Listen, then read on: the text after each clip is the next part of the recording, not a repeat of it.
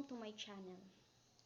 So for this time, let's talk about the awareness of students to help eliminate STDs or sexual transmitted disease.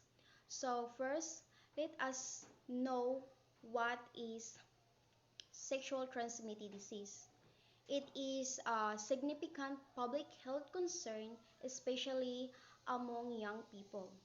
Educating students about STDs and promoting prevention is crucial to reduce their spread.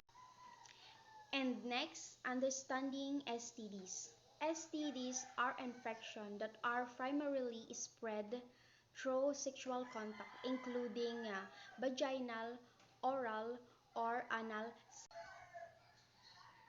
And the common STDs include chlamydia, gonorrhea, syphilis, herpes, and HIV or AIDS.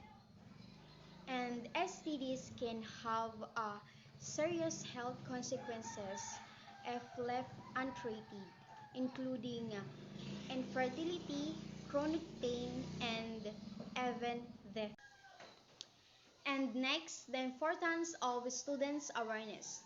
Students, particularly those in high school and college, are at risk for contracting sexual transmitted disease or STDs due to factors such as engaging in unprotected sexual activity, having a multiple sexual partner, and last, lack of knowledge about STDs prevention. And the next are strategies for promoting awareness. Incorporate comprehensive education into school curricula, covering topics such as anatomy and physiology, safe sex practices, and STDs prevention. Provide easy access to free or low-cost STDs testing and treatment services on campus.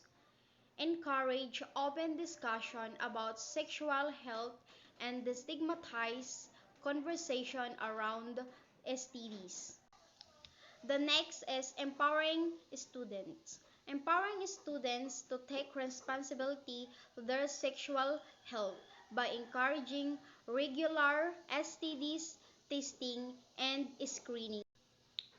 Promoting the use of condoms and other barrier methods. And last, fostering healthy communication with sexual partner.